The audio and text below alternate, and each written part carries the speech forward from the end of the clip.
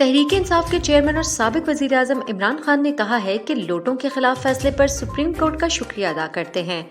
अदालत उज़्मा ने पाकिस्तान की अखलाकियात को गिरने से बचाया। जो लोग वोट बेचते हैं अपने लोगों, आइन और जमहूरियत से गद्दारी करते हैं। शुक्र है सुप्रीम कोर्ट ने आज उनके वोट को रद्द कर दिया। सुप्रीम कोर्ट से एक और दरख्वास्त करूंगा, शरीफ खानदान के करप्शन केसेस आप सुने, हमें किसी और पर एतमाद नहीं। शहबाज शरीफ फौजी और अमरीकी बूट अच्छी तरह से पॉलिश करता है। शहबाज शरीफ ओहदा संभालने के बाद परेशान है और फंस गया है। आगे समंदर और पीछे टाइगर्स हैं। मंगल को कोहाट में जलसे से खिताब में इमरान खान का कहना था कि पेट्रोल और डीजल की कीमतें बढ़ने लगी हैं। इम्पोर्टेड हुकूमत खौफजदा है। जिधर से उनकी हुकूमत बनी, उनका हुक्म है कि पेट्रोल और डीजल महंगा किया जाए।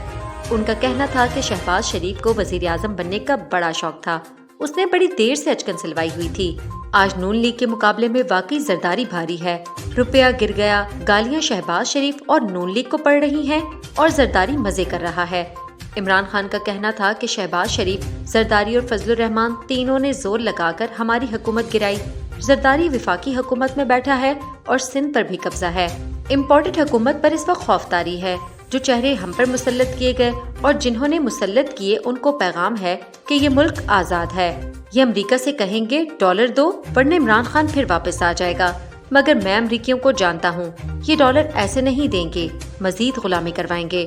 उनका कहना था कि अल्लाह ने हमें ये इजाजत ही नहीं दी कि आप न्यूट्रल हो जाओ, बीच का कोई रास्ता नहीं। उन्होंने कहा कि आज जो हुकूमत है ये हमें कहते रहे कि आप नाअहल हैं, हम तजर्बाकार हैं। किधर गया वो तजर्बा?